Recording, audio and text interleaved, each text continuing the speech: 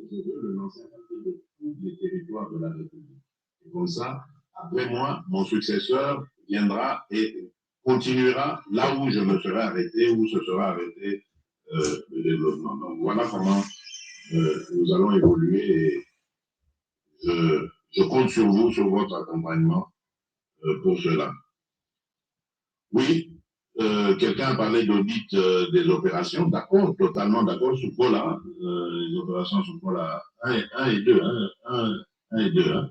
Bien sûr, il faut faire un audit. Je vous ai dit ici que nous sortons d'une réunion très importante dans laquelle j'ai mis beaucoup d'accent sur ce genre de choses. C'est pas vraiment de faire... c'est pas la priorité. C'est vrai que c'est une nécessité, mais c'est pas une priorité. C'est pas de refaire les contrôles financiers, etc., de comment est-ce qu'on a géré les choses. Non, c'est de commencer aujourd'hui et de voir ce qu'on peut faire aujourd'hui, demain, après-demain.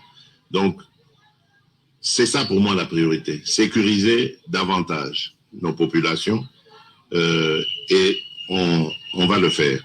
Alors, la MONUSCO, l'implication de la MONUSCO, moi je crois que elle est nécessaire.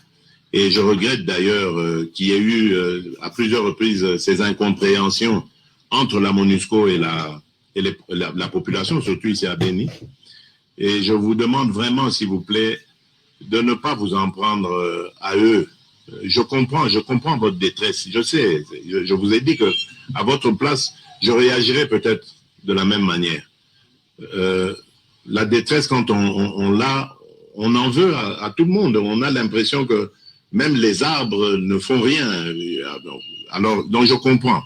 Mais vous devez vous dire que cette force de la MONUSCO n'est pas venue pour nous faire du tort. Il y a peut-être des gens qui se sont mal comportés en son sein, c'est possible. Il faut les dénoncer, il ne faut jamais les protéger. Mais en général, je ne crois pas qu'ils sont là pour nous faire du tort. Il y a peut-être eu des incompréhensions au niveau des autorités. C'est peut-être ça. C'est à nous la responsabilité. Nous n'avons peut-être pas bien soigné ces relations. Et c'est à ça que je m'attelle tous les jours. Chaque fois que je les vois, les responsables de la MONUSCO, c'est pour leur dire comment est-ce que nous allons travailler ensemble pour l'intérêt de nos populations. Parce que c'est ça leur mission. C'est de nous aider à stabiliser le pays. Donc, on va davantage accentuer cette collaboration. Et d'ailleurs, j'étais heureux de recevoir ce matin, là, lorsque j'ai parlé avec les responsables des forces de sécurité, de recevoir un rapport positif sur une collaboration avec les forces de la MONUSCO qui a permis de neutraliser un groupe des ADF. Donc vous voyez que la collaboration est possible avec la MONUSCO et nous allons davantage l'accentuer parce que c'est pour ça qu'ils sont là.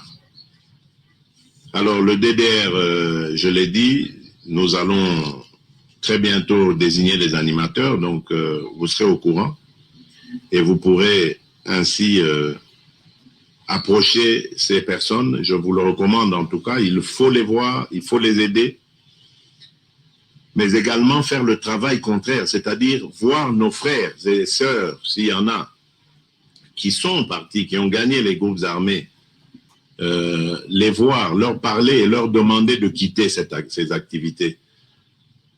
Le Congo a besoin de sa jeunesse.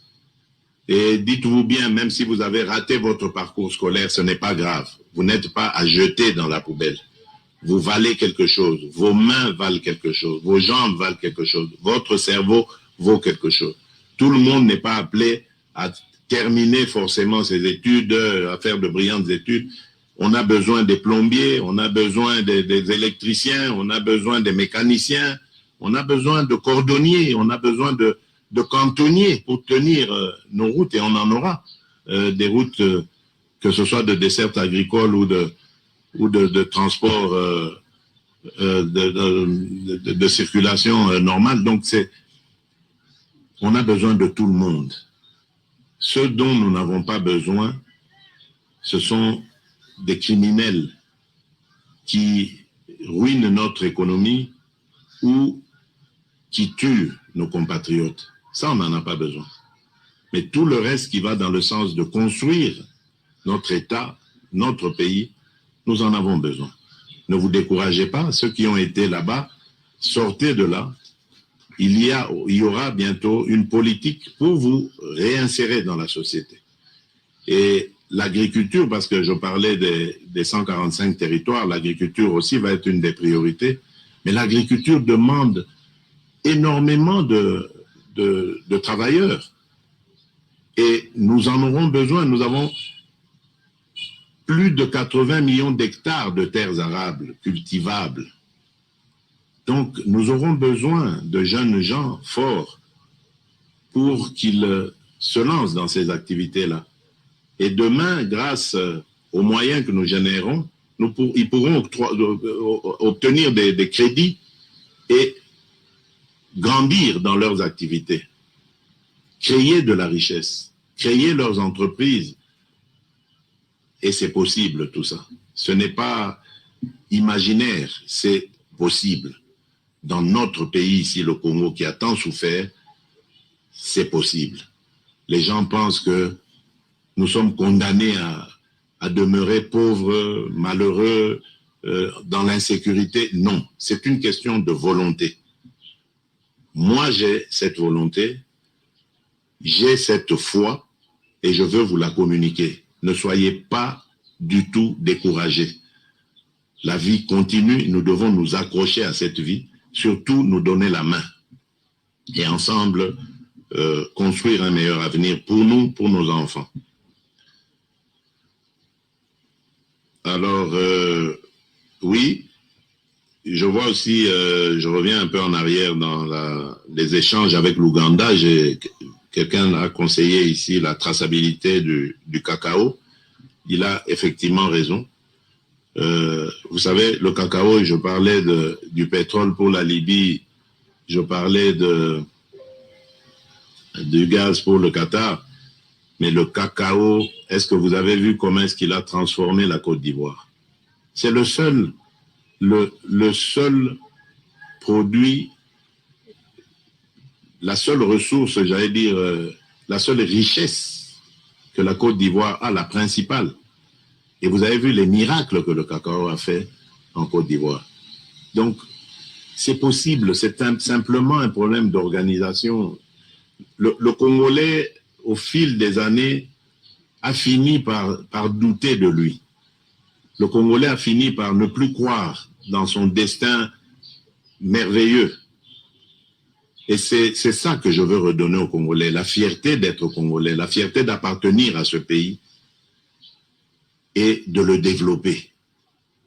Nous sommes nombreux au Congo, des millions. Donc bientôt, on va commencer un recensement et nous saurons exactement combien de Congolais nous sommes. Certains disent 80 millions, d'autres 100. Donc ça veut dire que nous sommes potentiellement riches, humainement j'entends. Je ne parle même pas encore de nos ressources naturelles. Rien qu'en potentialité humaine, nous sommes riches. Combien de cerveaux? Et comment on peut expliquer cette souffrance? Ça veut dire qu'il y a eu quelque part une cassure. On ne croit plus. Les Congolais ne se soutiennent plus les uns les autres, ne s'aiment plus.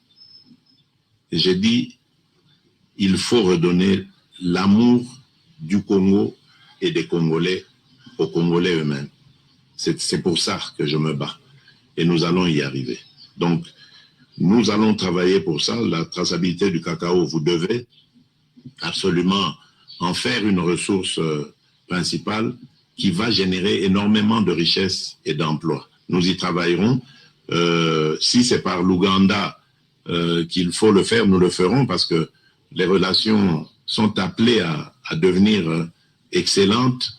Nous allons travailler ensemble parce que c'est par eux que nous devrions d'ici, en tout cas, évacuer ces produits vers d'autres cieux.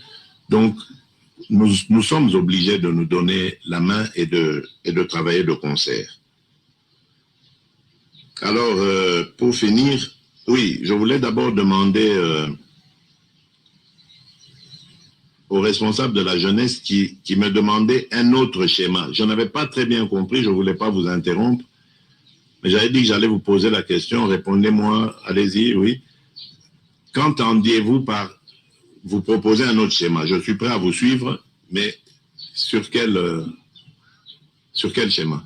Nous, au niveau de la jeunesse, du moment passé, nous avons suivi la représentante de la MONUSCO en RDC. Je crois à l'époque c'était Leila Zerougui, si je ne me trompe pas, et qui avait dit qu'il faut échanger avec l'ennemi. Il faut négocier avec l'ennemi.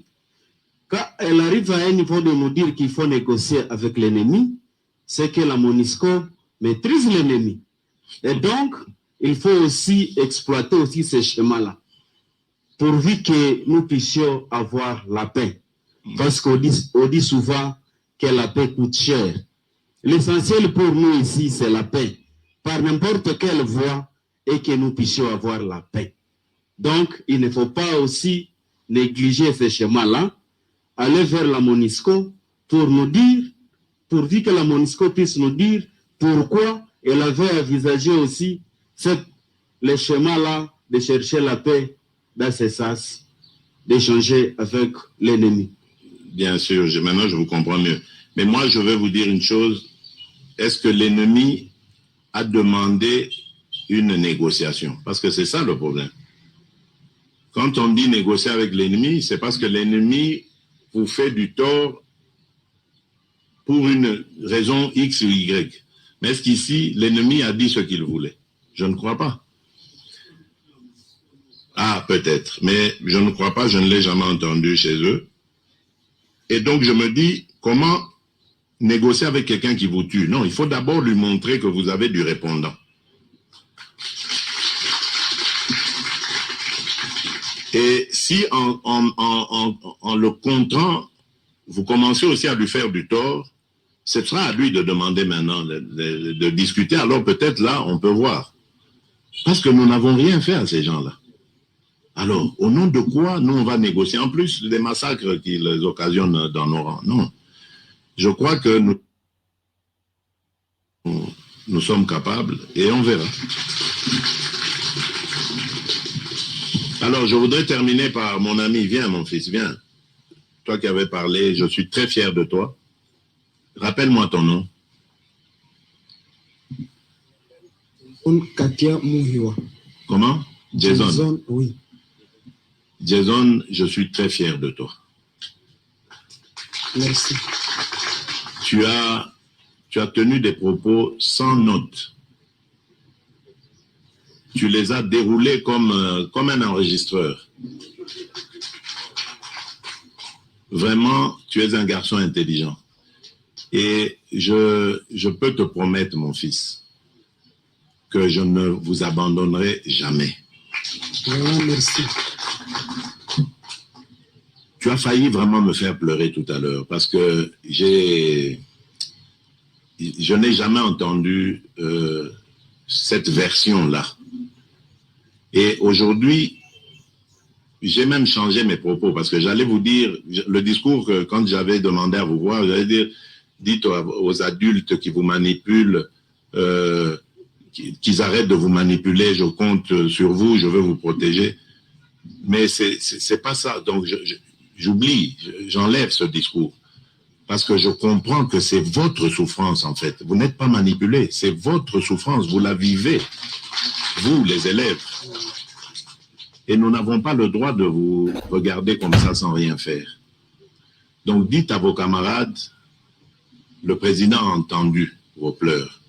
Et je sais que la principale de vos revendications, c'est la sécurité. Je vous ai dit ce qu'on va faire pour la sécurité.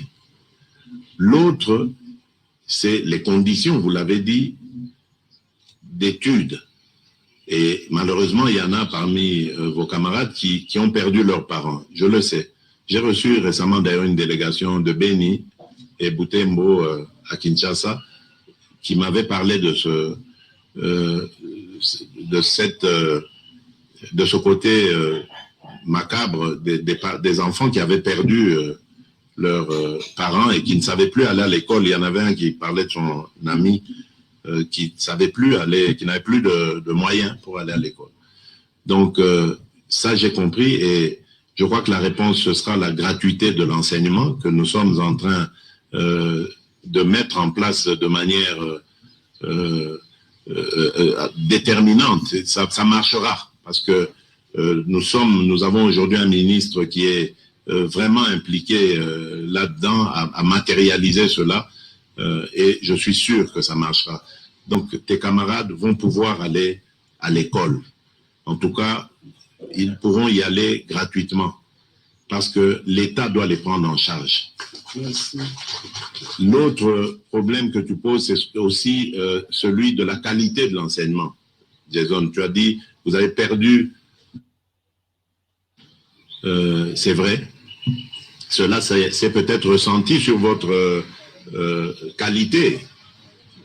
Ça, je vais réfléchir, nous allons réfléchir avec les spécialistes pour voir comment, dans les zones de conflit, dans les zones où la violence a empêché nos enfants d'aller à l'école, comment est-ce qu'on peut avoir des programmes spéciaux de rattrapage ou de remise à niveau pour leur permettre de ne pas avoir du retard sur les autres enfants de la République. En tout cas, j'ai vraiment envie de vous dire que je ne vous abandonnerai pas. Merci. Soyez forts, je vous protégerai. Dites-le à vos amis, à vos camarades, il n'y a pas de problème. Merci. Merci Jason, merci beaucoup. Et pour finir, ça c'est juste un flash que je vais remettre à votre protocole. D'accord. Je vous prierai chaque soir avant de dormir de bien vouloir regarder ce qui est. C'est juste une version noble de la souffrance des enfants lorsqu'ils vous attendaient et leur discours à préparer comment ils devraient vous rencontrer. Puisque ça nous a coûté cher de bien vouloir veiller à ce que cette paix arrive, à telle enseigne que certains parmi nous ont subi des blessures graves qui étaient poussées par peut-être les militaires de l'État et les gouverneurs. Il y a la sœur là-bas qui n'a plus le bras droit, qui n'a plus la possibilité peut-être d'écrire.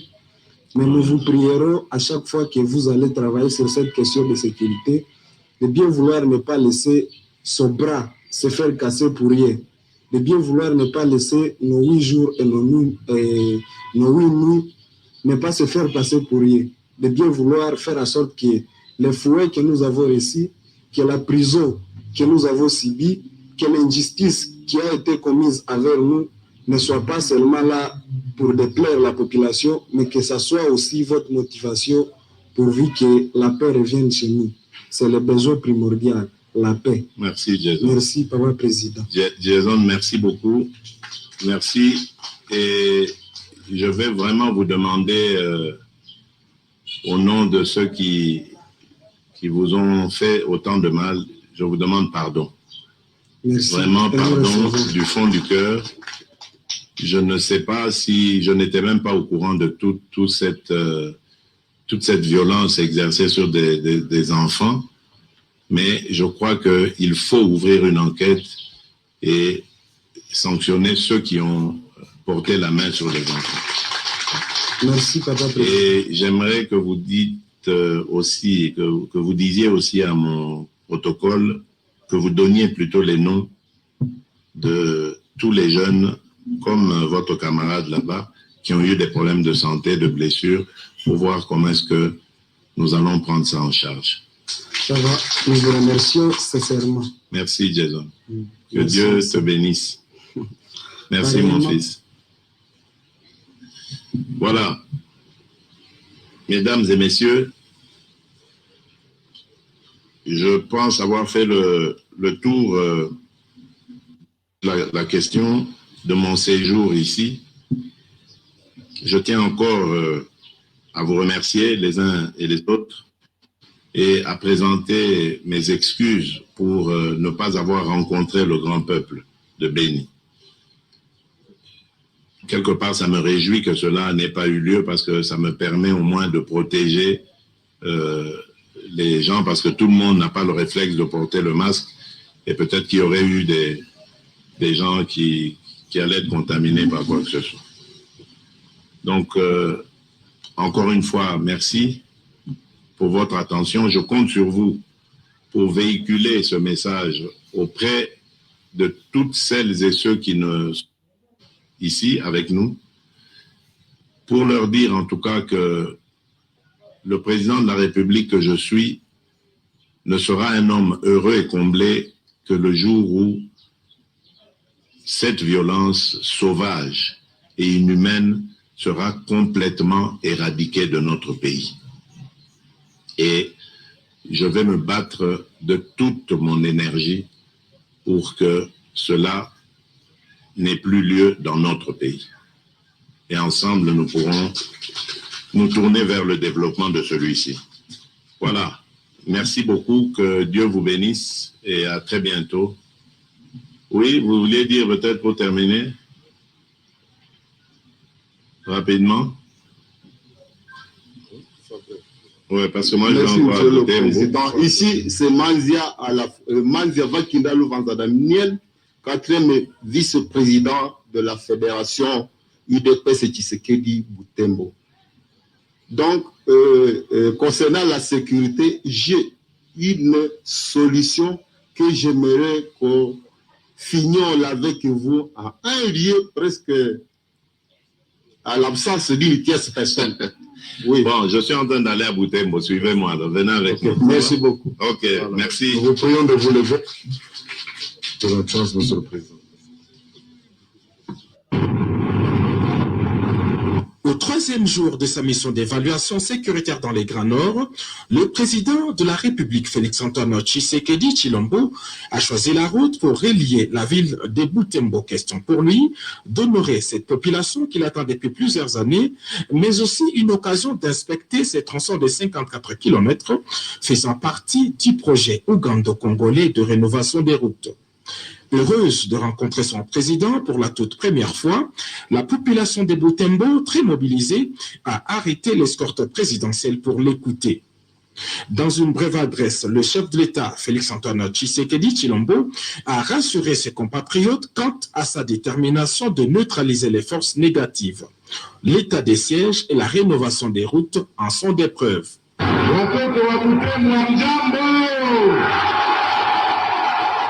Amjambo, Anamboka, Nazame Esengo Munene, Esengo Munene, Yakoya Namboka Butembo, enfin naye na Butembo. Esengela Kinaya déjà depuis 2018, dans la campagne, nous allons Kinam de Konangaï, Vital Kanebe. Malheureusement, on n'avait pas eu le temps pour y côté de l'autre, mais la ligne est Bisabino, que ceux qui n'allaient Awa, les amis qu'on a fait le Banabino, que Nakobo Sanabino, jamais, jamais, jamais. Naye koyebisa banguna ya bito, banguna ya ekolo, baoyo bazali kobengama ba ADF, atika koboma bana mboka Kongo, tokokundisa bango tina suka tokolonga te. Soki bango bakanisi ke bakolonga biso bazali komikosa. Lelo na tongo na wuti koto en réunion na Beni avec un responsable de la sécurité, gouverneur Oyasika, Oyokotier en attendant la Nikambo ya état de siège pour attendre la biso makambo ya sécurité asangisaki ba responsable nyonso na mokambi armée osololi na bango tozwi bamesure nakoki kopromettre bino ke botala banda lelo na mikolo mizali koya kokomona baforces armées congolaises ekozwa de plus en plus de force, de plus en plus de puissance.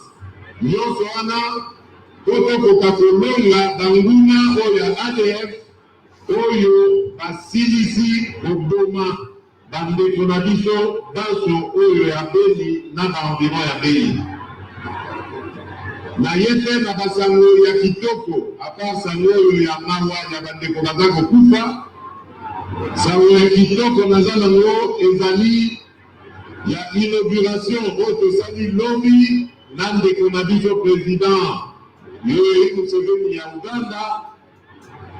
Inauguration ya projet ya Nzela tokosala banda Kasindi tina Beni Butembo, avec objectif ya kokoma tina Goma quand il y aura encore de plus en plus de moyens. Mais avantage ya projet wana ezali nini? Avantage ya projet wana ekosala ke bana mboka Butembo, bana mboka Beni, bandeko na biso banso oyo bazali na région oyo bakokoka koévacue baproduit na bango mpe koimporte baproduit na bango très facilement à partir ya nzela oyo ya Uganda. Et puis biso moko République démocratique du Congo tokoti mpe na communauté ya pays oyo ya Afrique de l'Est. Ce qui veut dire que les opérateurs économiques de la République démocratique du Congo vont avec les mêmes avantages que les opérateurs économiques de Ouganda, de Kenya, de Rwanda, de Burundi. Comme il l'a fait à Beni, le chef de l'État a sensibilisé la population face à la résurgence de la pandémie de Covid-19. Après l'étape de Butembo, le chef de l'État a poursuivi sa visite à Bunia, c'est dans la province de l'Ituri.